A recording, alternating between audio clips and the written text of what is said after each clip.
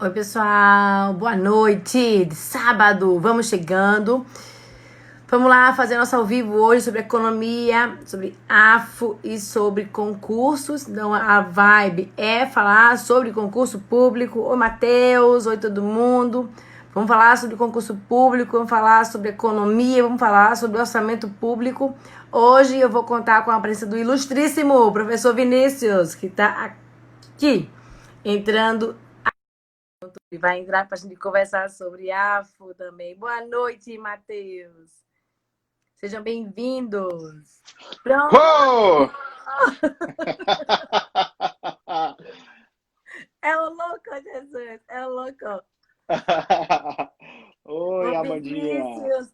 Queria, antes de começar a live, queria apresentar um pouco o Vinícius para vocês. Vinícius é um querido, um amado do coração.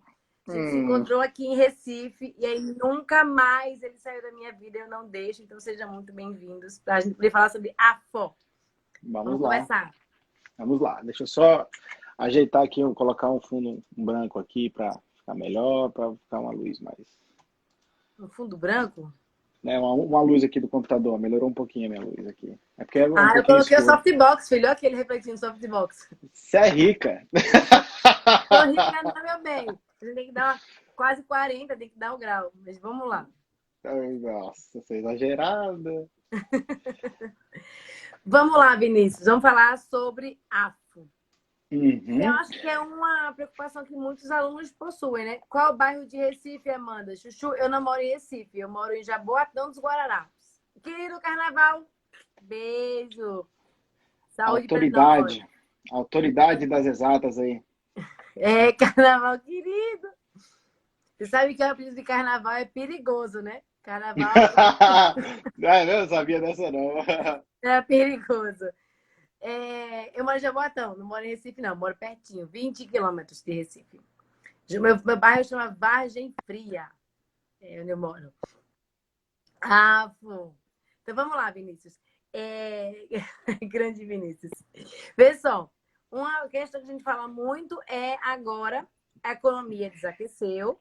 Por exemplo, aqui no governo do estado de Pernambuco, eu vi a matéria que o estado perdeu 1 bilhão em PayPay. Eu odeio pensar porque eu não moro em Recife. É, 1 bilhão de reais em orçamento, em faturamento, e isso, obviamente, vai refletir nas condições de concurso, né? Não tem o que fazer. Ah, Qual é a sua teve uma, leitura? teve uma notícia muito boa, Amanda, que eu estava lendo hoje pela manhã, que o resultado do Banco Central, né, com o swap cambial foi de 500 bilhões positivo. Então, Caramba! foi um negócio assim. Para quem não Muito sabe, bom. né, as operações do Banco Central, quando são positivas, né, geram receita para o Tesouro, e quando são negativas, são despesa do Tesouro. Então, se houver um resultado de 500 bi positivo com a variação do dólar, né, por isso que o governo não interviu no dólar, deixou o dólar subir, o governo é esperto, deixou o dólar chegar lá, quando chegou lá em cima, realizou o lucro dele, deu 500 bilhões, quer dizer que o governo vai ter aí em caixa, o governo federal, né, mais 500 bi para cobrir um pouco dos rombos, né, que afinal de contas o governo está soltando medida provisória, lei abrindo os cofres públicos. Então, assim, a leitura que eu vejo é de outros, claro, pessoas muito mais renomadas do que eu, né, que realmente assim, esse resultado positivo do Bacen pode dar um fôlego legal para o governo federal e pode esse fôlego ser também extensivo. Você pode não, ele será extensível para os estados. Agora, curto prazo é bem difícil, salvo algumas raríssimas exceções. Eu acho que carreira de estado não tem como, né? A gente vai ter concurso de carreira de estado. É interessante que para quem estuda para a área fiscal, que cai economia, cai afro, contabilidade, vocês vão perceber que os estados vão se movimentar. O Paraná movimentou, Roraima, o pessoal fala Roraima, meu amigo, 30 pau lá, viu? 30 Escalinha mil 5, salário! 30 conto e a escala é 5 para 11. Então você trabalha 5 dias no posto e pega 11 de folga. Você acredita Eu, nisso? quando eu fazia faculdade lá na Federal, que eu estava lotado na PF lá, eu conheci dois que moravam em Fortaleza. Eles iam para Boa Vista, aí eles dobravam, trabalhavam dobrados. Eles dobravam. Ao invés de Trabalhava trabalhar 10 5 dias, folgava 22. Faziam umas trocas entre eles, o cara trabalhava 10 dias, folgava 20. Então ele trabalhava um terço do mês, voltava para Fortaleza, e para casa. ganhava 30 conto. Tipo assim, ele pagava uma passagem de volta por mês, né? Beleza. Boa Vista, e trabalhava 10 dias no posto, que é o posto no sul do estado, que é bem na entrada da reserva indígena. Então, assim, a gente está vendo que os estados estão percebendo a importância dos auditores fiscais. Eu fiz uma live com o Fantoni sobre isso, e assim, e os pessoal da área fiscal vai ter uma importância muito grande para concurso depois dessa pandemia. Eu acho que os estados vão perceber que eles vão precisar de gente para arrecadar. E a gente fez Sim. até um cálculo assim, de padaria, coisa bem básica, que lá no Mato Grosso, assim, para cada auditor fiscal, a gente está falando em 40 milhões por ano. Então, assim, a taxa de retorno é altíssima, é um investimento muito Muito bom. grande. Porque Exato. é. Então, E assim, uma coisa que eu queria concursos falar com você, Vinícius, sobre essa questão. Oi, fala, termina. assim, concursos de nível intermediário é muito difícil, Amanda. Acho assim, galera que está estudando para técnico administrativo, cara, Área não é um meio, né? investimento bom. Não é investimento bom para governo. Salvo assim, alguns órgãos que possam ter uma defasagem tão grande que esteja afetando o funcionamento do órgão. Mas o que eu acho é que serão concursos mais para a área fim mesmo, área finalística. Entendi. Uma coisa que você está falando aí sobre o resultado do Banco Central, e eu ouvi falar, e eu queria que você confirmasse, é que o auxílio emergencial está sendo pago com o resultado superavitário do Banco Central. Não sei se Sim, você não, ouviu que falar o sobre governo fez isso. o quê? Ele remanejou o orçamento. Olha, interessante, que saiu a notícia do Folha de São Paulo, e assim, quem não entende orçamento se deixa levar muito. Porque assim, a Uhum. notícia que saiu foi: governo tira dinheiro do Bolsa Família para pagar o auxílio emergencial. Na verdade, o orçamento do Bolsa Família ele também tá superavitário. O dinheiro que estava alocado, a dotação que estava alocada para pagar o Bolsa Família está sobrando.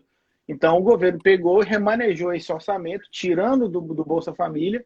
Não é tirando, na verdade, assim, pegando aquele valor que está lá parado, que não vai desatender quem já é atendido, e nem quem está na fila solicitando, pegou esse recurso e jogou no auxílio emergencial. E esse, logicamente, do Banco Central, vai ser utilizado para isso também. A gente está falando aí, entrando na casa aí de estimativa do governo, com todas as parcelas dele, que gostaria até de estender, era em torno de 200, 300 bilhões. Era um negócio bem volumoso. Só de auxílio, Então, né?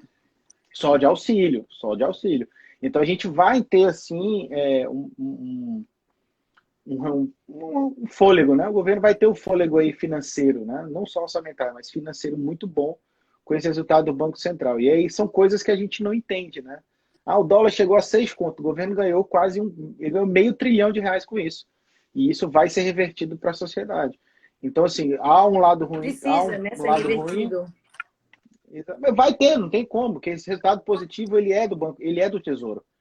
Né? Então, o Banco Central ele Uhum. presta contas, né, para o Congresso Nacional das suas operações e apresenta resultados. Está aqui, 500 bilhões, pau, vai lá para o Tesouro Nacional.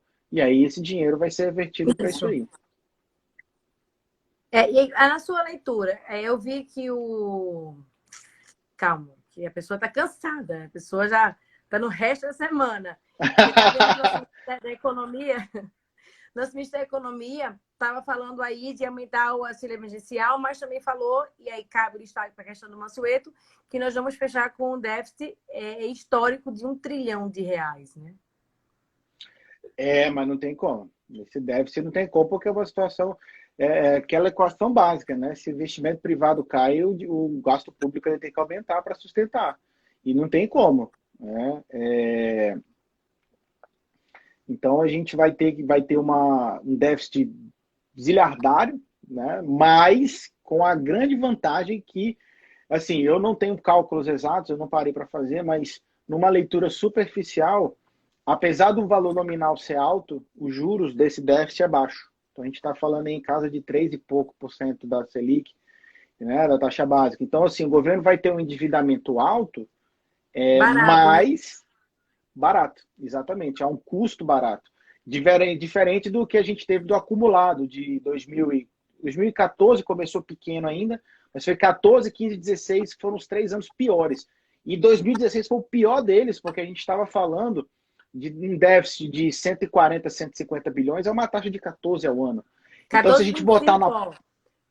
se a gente botar na ponta do lápis, 14,25 de 150 bilhões dá quase 3% dos quase 1 trilhão que o governo está estimando. Então, assim, em termos de juros, relacionado ao montante total, a gente ainda está com juros muito baixos. E isso vai favorecer porque não compromete tanto o orçamento corrente, que é o orçamento que pagam aí os servidores públicos, fornecem serviços públicos, bens públicos.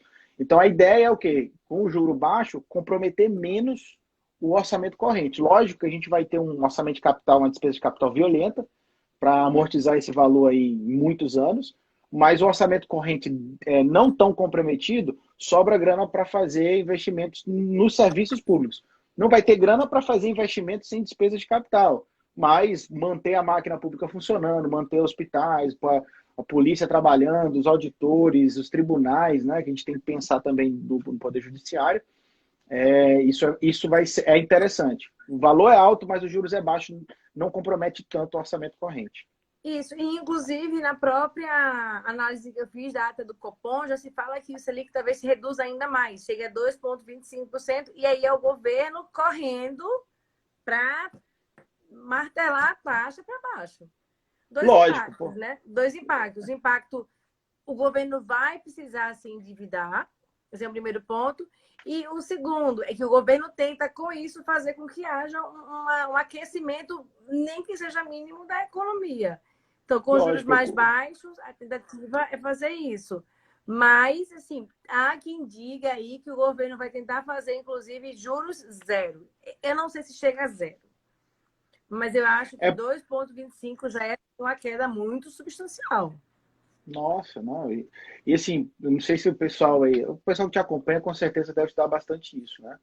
Mas quando a gente fala em juros de 2% ao ano, né, que é a taxa básica, qual a tendência natural? Vamos tomar como referência ali quando estava 14%. Né? 14% era o custo de oportunidade de um empresário. Então, por exemplo, ele estava lá com 10 milhões de reais para abrir uma filial nova, expandir determinada produção e tal. Ele tem o seguinte, para ele abrir o investimento dele, para ele investir, ele tem que ganhar mais do que 14% ao ano, senão não compensa. Porque ele é melhor emprestar dinheiro para o governo e viver de rentismo. E aí, que foi o que aconteceu nesses anos, né? Então, eu conheço gente, né, que a gente não pode falar aqui, mas que ganhou muito, mas muito dinheiro com renda fixa. Né? A gente estava falando em renda fixa 1% para cima, um mês. Então, era um negócio absurdo, ganhando dinheiro parado. E com o juro baixo, a galera vai ter que fazer esse dinheiro render. Lá vem. Quando eu tava na Selic subindo, aí meu Deus, vou comprar título público. E, tipo, eu ia viajar, descansar na viagem, eu vou me associar aqui a Dilma. Porque eu ainda peguei 14,75, porque tinha um spreadzinho maior pré-2024. Nossa. Então, eu ainda peguei um título mais longo, né? Não, ótimo. 2024, falando com 8 anos, 7 anos, a 14 anos, eu dobrou o dinheiro sem fazer nada. Dinheiro quietinho lá e já tá rendendo. Menos, você quase dobra 2 vezes, você quase sobe 200%, porque aí, 10% mais ou menos, você em 7 anos, 0,2, você dobra. E aí, quando você. Se eu tivesse imagem, eu tinha colocado mais. Não, mas é uma realidade que não é uma realidade descolada do mercado. Assim como hoje uma Selic é 2,25, como se quer chegar, também não é uma realidade verdadeira. Não reflete o risco país, uma taxa de juros 2,25. Não, porque a situação que a gente está. Porque nós temos risco. Muito, muito. Apesar de todas as reformas que foram feitas, né, trabalhista, previdenciária e tudo mais, o Brasil ainda é um país de risco, né, principalmente por causa da instabilidade política. Então a gente fala que demoniza-se tanto, né, o empresário, o investidor, mas ele, na hora que ele vai abrir uma filial, ele, como eu te falei, né, uma montadora quer botar uma fábrica lá em Paraná, por exemplo, né, tem, sei lá, determinados incentivos no Paraná que são melhores para ela. Esse é um recurso alto que ele vai investir, são milhões de reais, que ele vai ter que ter um retorno acima da inflação e acima dos juros básicos. Então ele empresta para o governo. Risco, né? Exatamente. Só que ele tem que ter, também colocar nessa equação aí, né, o risco que ele pode ter de uma mudança política. O Brasil é muito instável politicamente. Então, hoje está É. favorável, daqui a 6 meses já não está mais. E ele vai colocar, ele vai embutir isso no preço dele, ele vai embutir isso no preço de venda, ele vai embutir isso em taxas de financiamento, ele vai fazer. Ele vai querer ser compensado pelo risco. O receber dos juros é isso, né? A compensação pelo risco de não receber. Por isso que a gente vê Exato. aí cheque especial tão alto, a gente vê cartão de crédito tão alto, porque há um risco muito grande na inadimplência. Então a gente está falando de que, assim, eu acredito, eu procuro sempre ser otimista sem sair, sem tirar o pé do chão. Se o Brasil se ajeitar politicamente, se as pessoas se ajudarem, né? Quando eu falo pessoas, é todo mundo, né? Você não é sair metendo pau porque você não gosta do cara, ou porque você não gosta da mulher X ou do político Y. Então Sim, você irrelevante, formar irrelevante. você formar uma opinião sensata. O Brasil precisa melhorar. E como é que ele vai melhorar? Dando garantia de que, por mais que as turbulências venham, as pessoas estão remando para o mesmo lugar, para resolver o problema e corrigir. E aí você baixa o risco, com o juro baixo, você vai ver o dinheiro girando. Sim. Você vai ver o dinheiro rodando, rodando, rodando. Que, infelizmente, no Brasil, a expectativa nesse sentido de risco ela é muito baixa, né? Diminuir, né? A expectativa é de um risco alto, na verdade, Sim, né? ele não vai diminuir. A expectativa é baixa do risco diminuir. Pelo Sim, contrário, ele vai permanecer alto. E aí as até pessoas por... vão ficar com medo, né? Vão abrir um Exato. negócio. E às vezes coisas simples, né, mano? Vou abrir uma lojinha de roupa, por exemplo. Comprar roupas do fabricante direto, sem ser roupa de marca, vou abrir uma loja para vender roupa. Isso, há um risco desse negócio. E a gente está falando de microempresários, pessoas que têm ali 50 mil reais de uma economia da vida inteira, 100 mil, e quer ser donas do próprio negócio e tem medo. E esse dinheiro Sim, vai ficar parado. É esse o ponto, né, que a gente tem que lembrar. Então, quando a gente fala em economia, orçamento público, está tudo junto. Né? O governo tem que atuar, o cidadão particular, o grande empresário, o pequeno empresário. Teve uma fala interessante do Guedes, naquela reunião fatídica do fim do mundo, que ele no fala assim, dia nós 22 vamos... de abril, Exatamente. Ele descobrimento do falou, não, Brasil, descobrimento do quando... Brasil. não, nós vamos ganhar dinheiro com o grande empresário e vamos gastar dinheiro com o pequeno empresário. Lógico, o grande empresário dá bilhões de reais diretamente em impostos e indiretamente também. Né? Não só Sim, na fabricação, mas na comercialização, matéria-prima, folha de pagamento, uma série de coisas. Então ele vai investir, por exemplo, sei lá, na Volkswagen, na Chevrolet, é um retorno a médio prazo e a curto prazo também é muito bom para o governo. Mas quando ele vai lá para o seu José da padaria, da mercearia, não é tão alto o retorno. Realmente é gastar dinheiro para não perder esse microempresário. mas aí é que tá. Aí é a questão não somente econômica, mas é uma questão de política pública, né? Social, lógico, lógico. Precisa entender que o seu José, lá na ponta, o dono da mercearia, ele emprega muito mais, porque são milhares de seus Josés, do que a Volkswagen. Então, assim, é uma questão de sensibilidade de política pública, de eu entender que eu preciso que seu José, na ponta, continue funcionando. Mas ela nos pergunta muito, você é liberal, você é keynesiana. Não existe isso. Esse negócio de nós e eles é muito ruim. A gente está carregando aqui. Cadê tu, Vinícius? Pronto, Voltei. voltou. Então não existe esse negócio de nós e eles. Não, eu vou salvar uns para poder matar outros. Não, eu tenho que salvar todo mundo. Eu O lembro que Estado, o Estado ele quando tem que pensar assim. o Bolsonaro não governa só para quem elegeu ele governa para todo mundo. E aí os alunos diziam, não, eu quero que ele se dane. Eu falo assim, não, tem que torcer para que dê certo, porque se der errado, não dá errado só para quem votou, dá errado para todo mundo. Então, eu tinha Exatamente. que fazer política pública para atender o pequeno, porque o pequeno que na ponta emprega. Se ele não empregar, eu vou ter uma massificação muito grande do desemprego. Então, acho que isso tem que ficar mais claro. Eu acho que o próprio governo entende isso. O Paulo Guedes é um cara muito inteligente. Ele sabe que precisa salvar o pequeno, não tem jeito. Não, Não tem lógico. liberalismo quando alguém É, passa fome. é o volume, né? São muitos pequenos. São poucos grandes que movimentam muito dinheiro e são individualmente o pequeno empresário movimenta pouco, o microempresário, mas eles são em muita quantidade. Até porque não tem como, né, a gente ter milhões de mega empresários que não há mercado para todo mundo no Brasil nisso, né? Exato, exato. Pergunta boa aí, ó, Amanda, ó. Papel do Do BNDES. BNDES da questão, professora. Veja, Matheus, BNDES é o grande financiador dos grandes empreendimentos e uma queixa que se faz é que o BNDES ele não financia o pequeno. Então, talvez precise ser repensado para que o BNDES ele passe a ter mais braço do pequeno empresário. O grande empresário consegue recursos de BNDES, recursos subsidiados, inclusive recursos muito, muito volumosos. O pequeno não consegue. E aí o grande desafio é fazer o BNDES chegar no pequeno. Porque o pequeno também precisa de crédito. Então, a gente já está aqui, eu estou em quarentena, vai fazer 90 dias. Eu nem sei que dia é hoje, é dia 6. 6. Estou em quarentena há 80 dias, formalmente 80 dias. E pensa na empresa. Será que a empresa que tem um ponto físico, será que ela está sobrevivendo? Então, eu preciso ter essa percepção de será que essa empresa ali ela vai sobreviver efetivamente? BNDES tem que dar crédito.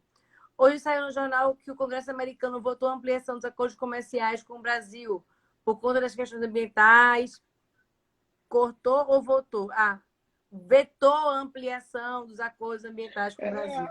A gente tem que lembrar que isso aí também envolve muita questão política, né? O alinhamento do Trump com o Bolsonaro tem uma oposição forte americana também, né? Se o JM Silva, se ele acompanhou como é que foram as prévias da eleição americana, era engraçado, assim, a mesma coisa que falavam do Bolsonaro aqui, falavam do Trump, né? Tipo, teve um vídeo engraçadíssimo que eu vi, assim, várias pessoas, assim, perguntaram para uma moça, quem que você acha que vai ganhar a eleição? Aí ela, Donald Trump. O programa inteiro começou a rir da cara dela. O programa inteiro, assim, é um programa tipo Faustão, assim, galera.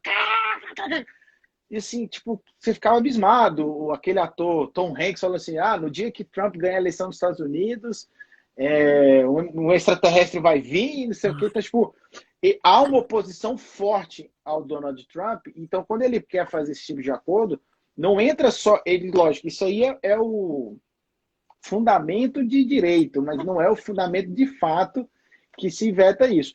E lógico, tem uma série de fatores, né? O próprio corona, né? A imagem que é vendida. É muito interessante quando o Guedes foi, né? Ele vendeu uma imagem do Brasil. Olha, nós estamos passamos X anos, agora é uma ideia diferente, nós queremos fazer isso, aquilo, e o próprio Guedes é o ícone desse novo mercado, dessa abertura de mercado. Só que, infelizmente, a pandemia veio e a questão ideológica ela é mais grave, no meu ponto de vista, do que o vírus em si. Porque o vírus a gente sabe qual é o problema dele. A gente sabe o que tem que fazer para resolver, mas na parte ideológica é tipo bumbum de neném, você não sabe quando é que vai sair de lá. Né? E o agronegócio vai sofrer demais, e é o que nós somos fortes, né? A nossa vantagem comparativa é o agronegócio. A gente tem muita coisa para oferecer para o mundo. E o mundo se o mundo se fechar, mas não tem como, JN Silva, porque o mundo não vai ficar sem comer, cara. E na hora que tiver faltando alimento, qual é o país do mundo que mais produz alimento? Exato. Eu acho que a gente sofre, mas sofre menos. Eu acredito que a gente vai sofrer muito mais em outras áreas. Redução de investimento das empresas. Óbvio, tem segmentos que estão ganhando muita grana nesse período, mas tem segmentos que vão encolher. Eu tenho um amigo que a gente estudou junto e ele, não, Amanda, tem que abrir o shopping. Velho, se abrir o shopping, tu acha que as pessoas vão continuar indo às compras? Comprando no shopping? Mas não vão continuar indo às compras. É um novo mercado, é um novo mundo, é um novo normal. A gente fala tanto disso, né? Então, assim, o agronegócio sofre, mas eu acho que ele recupera, porque é bem essencial. Mas outras áreas, talvez, a gente está falando de uma remodelagem tão grande de negócio que velhos negócios talvez ficarão extintos. Não, mano, a gente vê aqui na hora que a gente trabalha, aula para concurso, seja dar aula para faculdade também, você está vendo uma mudança de perfil. E assim, profissionais que não se integrarem ao digital, acabou, pô, você vai ser engolido. Não tem mais como. O amigo meu tá dizendo, não, eu quero investir. Eu disse, tu quer investir em quê? Ele veio no café. Eu fiz, esquece café, mano. A Starbucks na China tá mostrando aí que aquela lógica de cafeteria, as pessoas iam para trabalhar, isso tudo foi substituído por home office, que é mais barato, inclusive. E, além disso, as pessoas não querem. O Starbucks já mostrou que houve uma perda de 40% na receita, porque as pessoas pegam café e vão embora. Então, esse é o novo normal. Se você vai investir numa cafeteria agora, é besteira. Aí o cara faz, não, mas eu tô vendo grandes oportunidades de compra. Lógico, o cara que está na operação, ele sabe que ele vai sofrer, tá? Talvez daqui a 10 anos a gente recupere, mas você vai esperar 10 anos tomando prejuízo? Não faz sentido, né? Vai ter que ter um Outra capital pergunta circulante alto. da Conquist G2.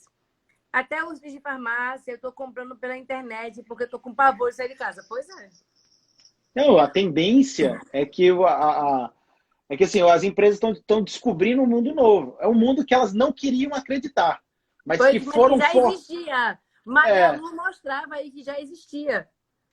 não é isso. Pô, eu preciso. Agora todo mundo foi obrigado a trabalhar da sua casa. E isso vai modificar a relação de trabalho, a parte pessoal, as relações pessoais vão mudar, né? Assim, a tendência, a parte social é mudar também, porque assim, eu particularmente, eu sempre trabalhei aqui em casa. Desde que eu pedi a exoneração da polícia, eu trabalhei em Recife lá com o Ricardo Alexandre, mas depois que eu vim e voltei aqui para o norte, eu fico em casa. Eu só saio para ir, estava saindo para ir para a faculdade, agora até as aulas estão online, e voltar para casa, entro aqui no meu, a minha esposa chama aqui Mundinho. no meu calabouço. Né? Ela guarda o marido dela no calabouço. Eu guardo, entro aqui no meu calabouço e saio daqui na hora de deitar, cara. E assim, e não deixa de produzir por causa disso. Lógico, o meu ramo de trabalho é um pouquinho diferente, mas quem trabalha com produção de documentos, com análise de informações, não precisa mais de um ponto físico. Então, assim, a tendência hoje é mudar tudo. Né? Que você se aperfeiçoar cada vez mais na parte digital, conhecer novas ferramentas digitais, a galera fazendo reuniões, o pessoal resolvendo problema à distância, conectado o tempo inteiro com a internet. Então, assim, vai mudar a dinâmica. Não vai ser para todo mundo, não tem como você fazer uma indústria EAD, né? Não tem Sim. como. Mas, por Mas exemplo, serviço, sim, mas o Brasil é país de serviço. Se o Brasil é país de serviços, muita coisa, inclusive, as pessoas começam a notar que os empresários vão começar a notar que as pessoas trabalham bem de casa. E que não precisa ter todo mundo aglomerando. Você fala muito essa questão do mercado de concursos, e assim, eu comecei a dar aula para concurso em 2009. No eu sei, concurso eu do Banco assisti suas Central, aulas. quando eu era jovem. O concurso do Banco Central 2010, início de 2010, eu comecei em 2009. E aí, o que acontece? De lá para cá, eu fiz muito curso presencial. Fui para Salvador, fui para o Rio. Brasília eu ia quase toda semana, assim, eu ia muito a Brasília. E aí, que de uns anos para cá, isso não existe mais. Não existe mais o curso presencial para concurso. Você vai estudar na internet. E você já sabe que você vai estudar na internet. Talvez um concurso mais específico, de uma prefeitura específica, não tenha. Embora a estratégia esteja em quase todos. Mas talvez algum concurso específico você não tenha. Mas o resto está todo mundo online. Vou fazer um curso de conhecimentos bancários. Pô, vou fazer. Então, eu acho que é isso. Eu acho que o mercado de concurso ele virou EAD faz muito tempo. Mas os Sim, outros sim. mercados estão começando a modificar. Que foi o que a Conquist falou, que era professora e está adorando. Velho, eu adoro dar online. Primeiro, você não pede silêncio. É maravilhoso, porque já está silencioso. O máximo que você vai fazer é mutar ali. É verdade. No Problema Brasil, resolvido. no Brasil existe um estudo, vou falar já ainda sobre isso. No Brasil existe um estudo de que os professores universitários passam 38% das aulas, do tempo de aula, pedindo silêncio. Veja como eu ganhei em produtividade se eu não peço mais silêncio para o aluno. Então, eu acho que o ensino superior ele vai amadurecer nesse sentido, vai ser empurrado. Agora, o ensino infantil, Renan, eu acho que é o grande desafio para as escolas. Eu tenho um filho de 2 anos. E, assim, foi uma coisa que eu conversei muito com a escola. A escola entende que o novo aluno é o pai e a mãe que está em casa com a criança, ou a escola não vai conseguir sobreviver a essa crise. O que tem que se fazer agora é orientar o pai e a mãe para que ele eduque o seu filho, porque a criança não vai voltar para a escola. E, assim, na minha percepção, não falo nem como economista, eu falo como mãe, enquanto os pais puderem manter os filhos em casa, longe de aglomerações, eles vão fazer isso. Então, o que eu penso nesse caso aqui é que eu vou ter um ensino infantil que vai ter que ser orientado muito mais para os pais. Foi uma pergunta aqui que a Gabi falou, que tem muita desigualdade em ensino EAD. Gabi, veja, vou só arrumar isso aqui. Tem muita coisa boa de graça. Todas as minhas aulas que eu gravo para concurso, por exemplo, todas, sem exceção, são transmitidas no YouTube. Eu entendo que talvez tenha uma diferença grande na hora de entrar na internet. Aí sim, não tem o que fazer. Mas tem muita coisa boa que acontece gratuitamente, só a gente se organizar. Aí a pergunta que o André fez aqui. Será que o vírus levou a demanda presencial a zero por produtos secundários? Trabalho no comércio, tive que abrir estabelecimento para resolver problemas administrativos, mas nas 4 oportunidades tinham clientes. André, eu acredito que não vai levar a zero, não. Tem muita situação que vai continuar tendo clientes. Por exemplo, meu marido, ele é comerciante. E é comerciante de serviço essencial. Continua tendo. Existem serviços que você não consegue fazer essa troca para 100% digital.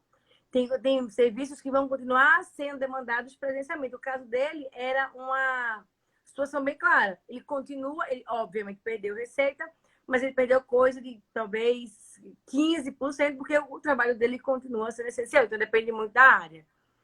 Uma pergunta que o Renan fez aqui. Pior realidade vai ser a diferença entre educação pública e privada.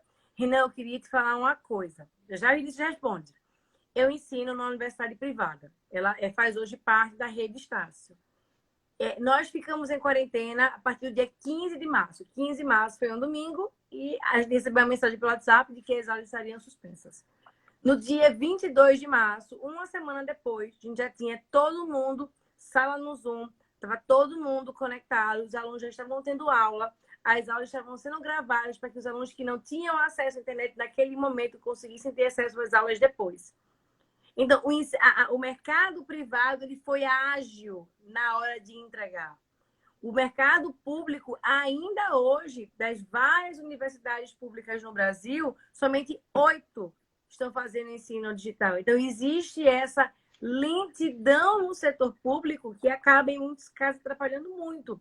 E aí o que eu tenho que fazer é olhar o setor privado, ver a agilidade e tentar importar isso para o setor público. Vê aí, Vinícius, as dúvidas? Estou falando muito. Não, eu estou só ouvindo e aprendendo aqui, doutor é você.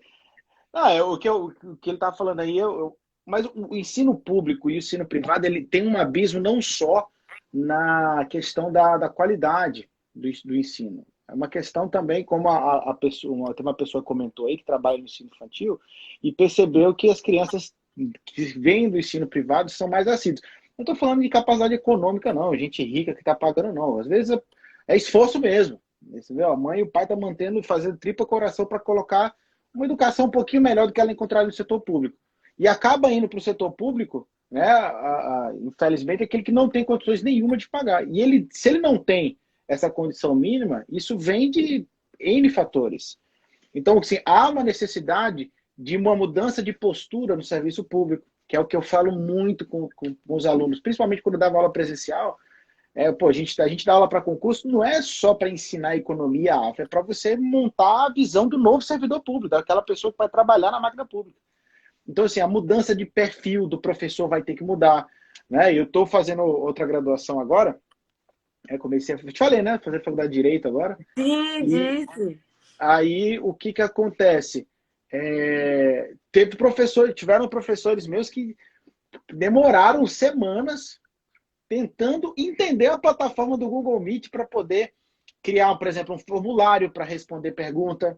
Né? Vou passar um trabalho, formulário, responder até tal dia. A reunião, a aula vai ser tal hora. Chegava na hora, o professor não entrava. E isso não só eu, minha esposa também está fazendo medicina, está passando pela mesma situação. E medicina é pior, porque medicina precisa de muita prática. Desde o primeiro semestre, lá no corpo, lá e vai trabalhando, assim, e as aulas práticas não estão acontecendo. Então, assim, tudo está passando por mudança. E a postura de quem integra esse sistema também vai ter que mudar. Né? Então, tem um vídeo que eu postei no meu Instagram, antigo pra caramba, do Bruce Lee falando para você, be water, né? Be water, my friend. Você ser a água se torna aquilo onde ela está. Então, você tem que se adaptar. A realidade mudou. o governo vai ter que se adaptar. É natural que o governo ele tem mais resistência, porque o governo ele é composto. O governo, quando eu falo Estado, o Estado é composto de uma multiplicidade de mentes e sistemas diferentes que eles às vezes não se comunicam. Eu vou dar um exemplo simples. Você vai no hospital, você tem que pedir o seu CPF, seu RG. Aí você vai no Detran, você tem que dar de novo. Aí você vai na escola, você tem que dar a mesma documentação para 3 órgãos diferentes. Por que não há um sistema que a pessoa vai lá e acessa e já puxa as informações de onde você está? Ou você faz o seu próprio cadastro pela internet? Então, eu entendo que o setor público ele atua numa roda que é muito devagar. O setor privado ele é mais rápido porque ele precisa, senão ele vai morrer. O setor público não morre. Eles não sobrevivem. Lógico. Né? Então, assim, é complicado. O JM falou, achou absurdo o governo conceder auxílio emergencial ao mercado financeiro de R$ 1 trilhão. A crise não tem nada a ver com o mercado financeiro. Eu concordo no valor, mas eu discordo da sua última afirmação. Eu acho que 1 trilhão é um valor assim, exorbitante, mas o mercado financeiro sofre também. Né? O sistema financeiro nacional ele tem que continuar funcionando. Vamos Eu acho que a imaginar. questão que ele falou, Vinícius, é porque assim, a gente também tem. Eu entendo você e concordo, assim, eu fiz doutorado e mestrado tudo em bancos, adoro bancos. Banco eu gosto sensacional. Mas o que eu acho que eles estão questionando aqui é porque não, que foi o que a Mariana falou logo abaixo, não recebeu-se esse dinheiro, mas não chegou no crédito.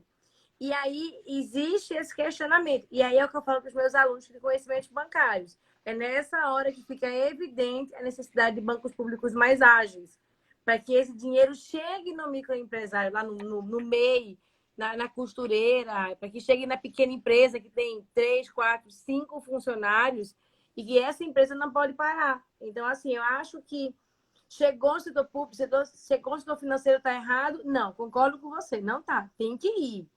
O que tem que fazer agora é fazer com que esse sistema financeiro empurre para as empresas. Repasse esse valor. Né? Exato.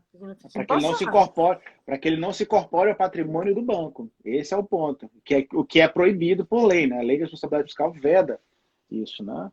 Exato. Que é o que a Maria Carolina falou, por que não está chegando o pequeno empreendedor? Esse é o ponto. Por que esse dinheiro não. Já que o governo está repassando, por que não está chegando lá?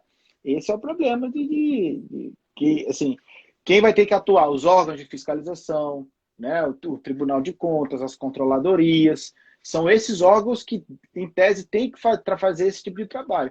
E aí voltando para a parte do concurso, você acha mais que o governo se importa mais em fazer concurso para auditor fiscal ou fortalecer o Tribunal de Contas, por exemplo, a controladoria? Ele quer investir, vai fazer concurso onde vai ter mais retorno. O governo não quer fortalecer quem é que vai fiscalizar ele. O governo quer fortalecer quem vai trazer mais dinheiro para ele.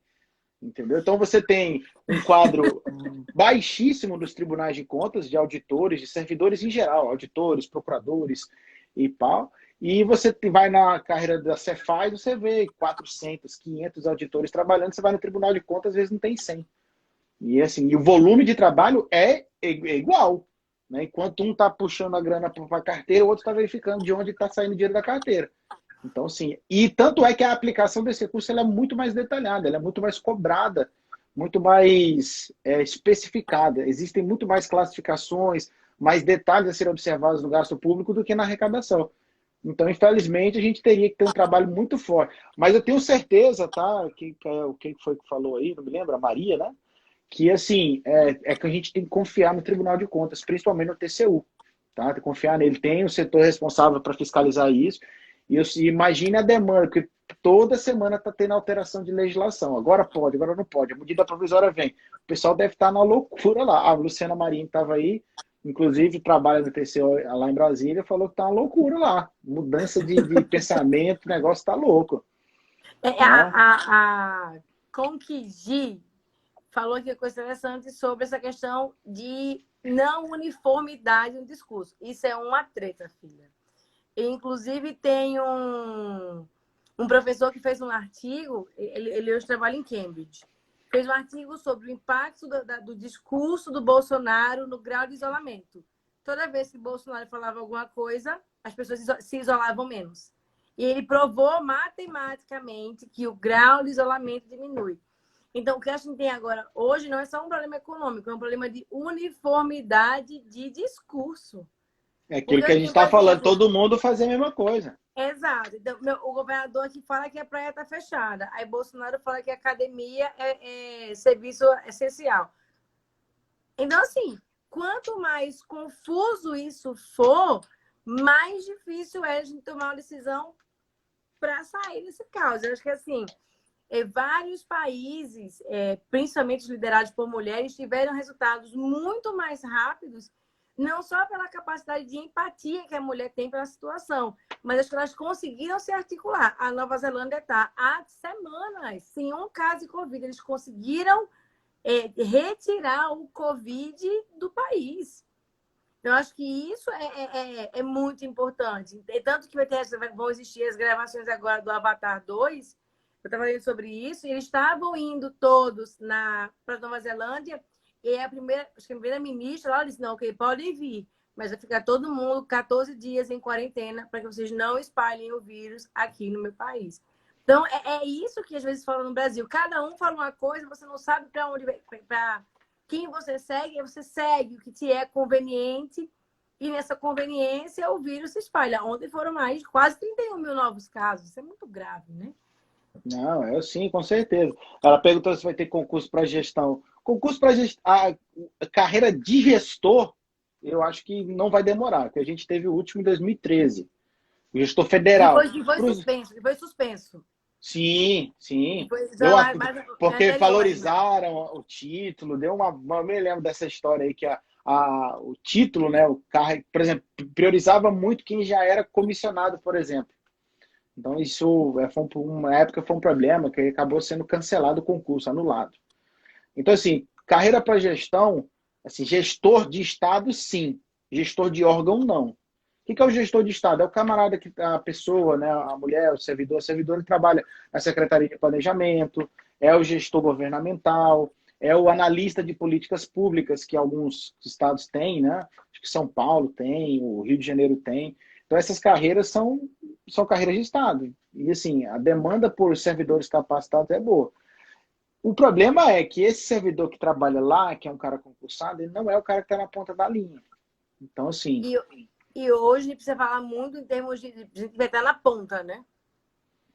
sim, com certeza. E o problema não é ter gente lá no ministério. O problema é ter gente aqui, no posto de saúde, o pessoal que está fazendo a licitação no estado. Esse é o problema, entendeu? E assim, quanto mais micro, isso eu falo com propriedade, porque eu morei em todas as regiões do país, então eu tive condições de conviver com todo tipo de gente. O nordestino, o paulista, o carioca, o gaúcho, o cara do goiano, o mineiro, do Mato Grosso do Sul, o nortista, né, do Amazonas, de Roraima, do Acre.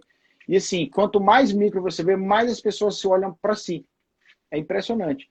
Então, assim, tem gente pensando no macro, mas quando você vai lá, posto de saúde. Não, eu quero ver o que dá para fazer para mim primeiro, para depois pensar no outro.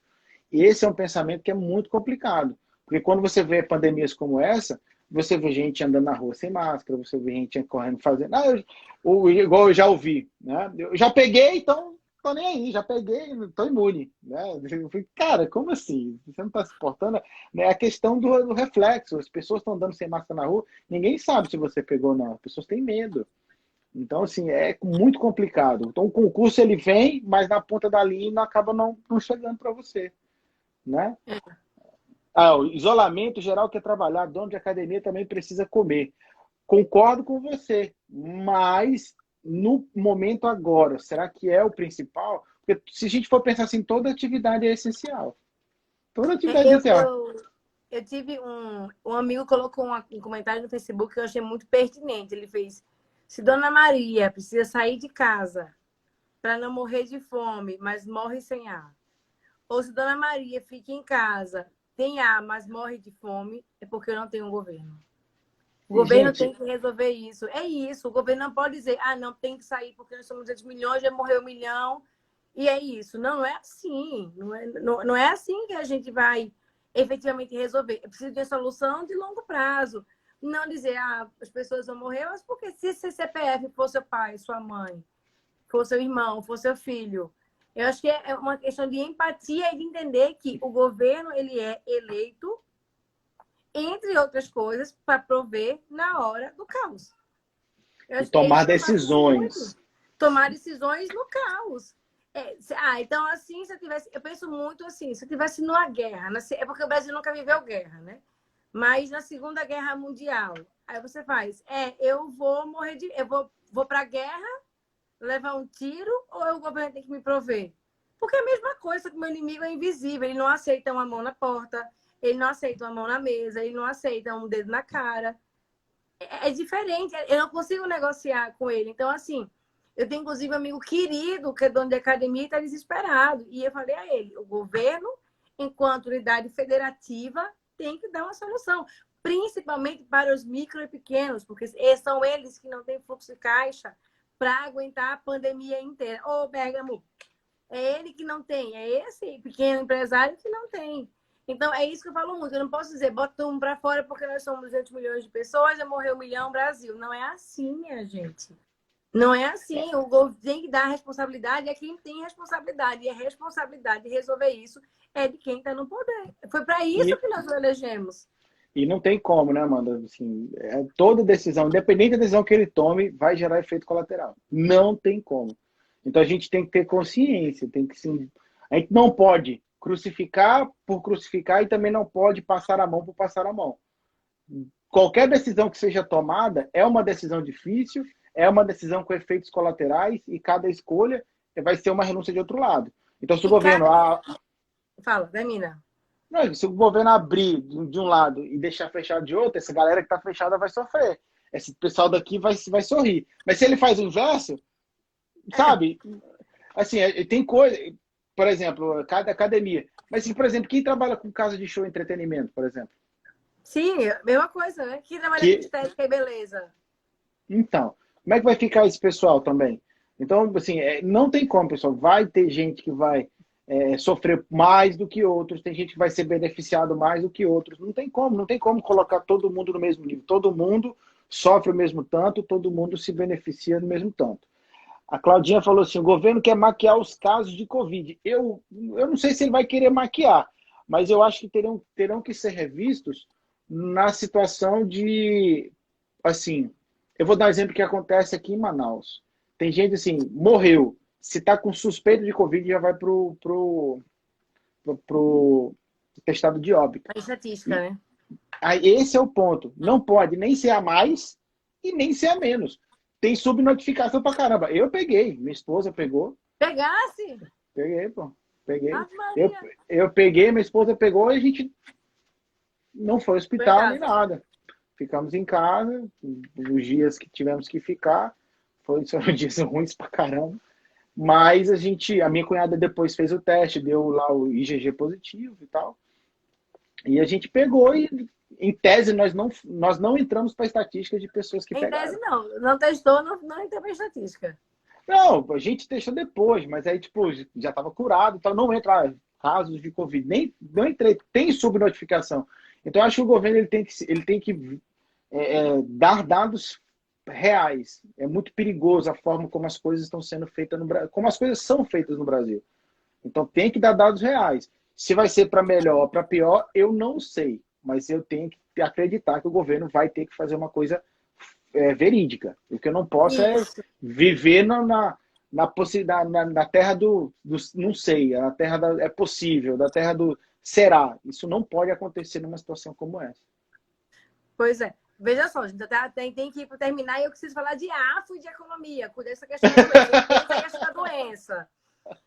Acho que meus alunos agora, ao longo de todos esses anos de carreira, eles nunca me perguntaram se eu era liberal ou se eu era keynesiana. E hoje em dia as pessoas perguntam muito mais. E assim, Porque lá entrou na discussão das pessoas. isso, mas assim, eu acho que a gente tem que ser, antes de tudo, humano, né? Olhar o número e dizer, podia ser meu pai, podia ser a minha mãe.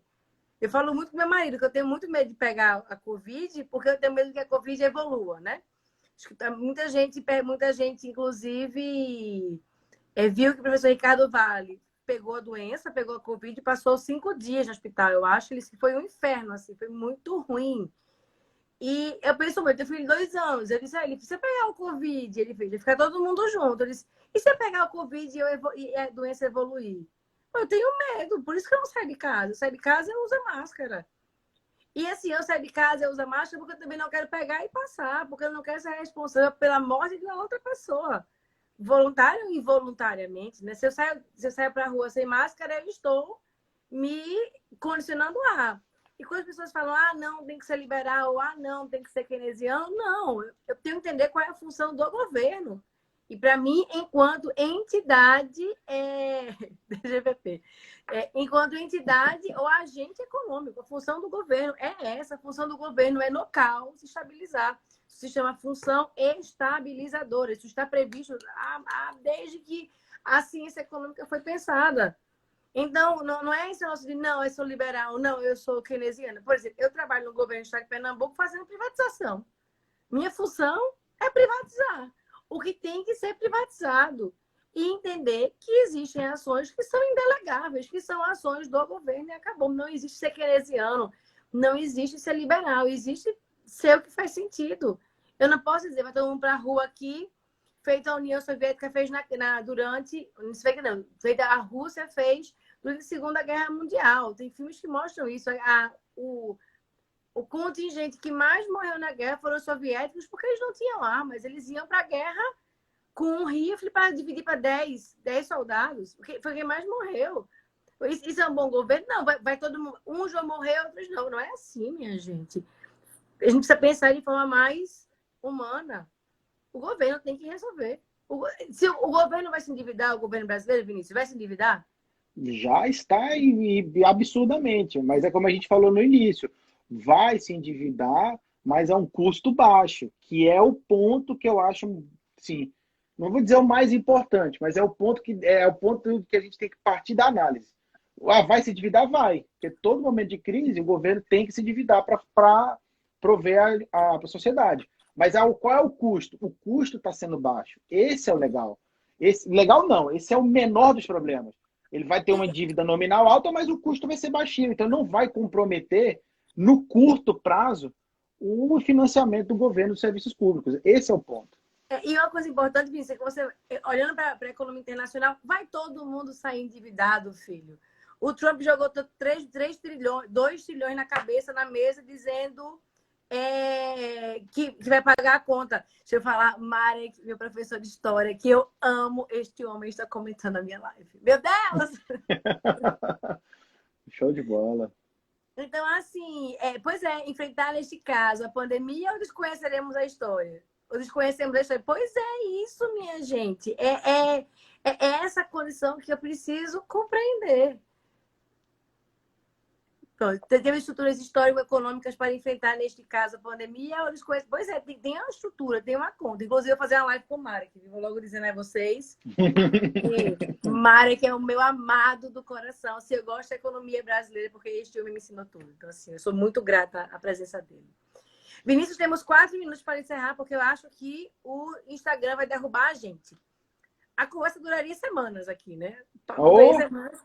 Mas que bom que a gente está aqui. Vou fazer mais vezes, né? Não deu para responder todas as dúvidas de todo mundo sobre essa questão do Banco Central comprar dívida ou não comprar dívida. Mas vamos resumir. O Brasil vai sair endividado. E, naturalmente, vai diminuir expansionismo. Se o Brasil vai sair dessa endividado, vai ter que segurar o gasto para poder pagar, porque essa conta ela vai ter que ser paga uma hora. E a gente já está no acumulado aí da dívida interna violenta. Então, assim, como é que se paga a dívida? Superávit primário. Então, para fazer superávit primário, tem que ou aumentar a receita primária, mas aí depende de outros fatores, e tem que ou reduzir a despesa primária, que é o ponto que o governo quer fazer. O governo está atuando do lado da despesa primária, reduzindo ela para tentar fazer superávit no futuro.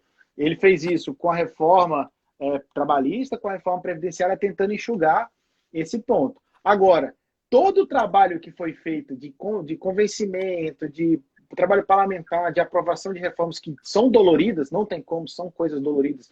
Tem gente que vai sofrer com isso, gente que estava batendo na porta para aposentar vai ter que pagar um pouquinho mais, etc. Nesse ponto, não tem como. Isso tudo que foi feito, infelizmente, para esse ano não resolveu nada, e pelo contrário, foi jogado por água abaixo, na minha opinião. Então, a gente vai conseguir ter um reflexo disso daqui a 4, 5 anos, se as coisas começarem a ir a nosso favor, né? Se o vento vier a nosso favor. Mas vai melhorar. Ó, deixa eu dizer a vocês, a pessoa foi por pouco tempo, foi 1 hora conversando aqui, meu povo. O Instagram vai fechar a gente daqui a 2 minutos. Um beijo grande, Vinícius. Um beijo grande Beijão. a todo mundo que estava aqui com a gente. Foi muito bacana. Então, muitíssimo obrigada. Vamos lá. Você vai ser sempre minha aluna, assim.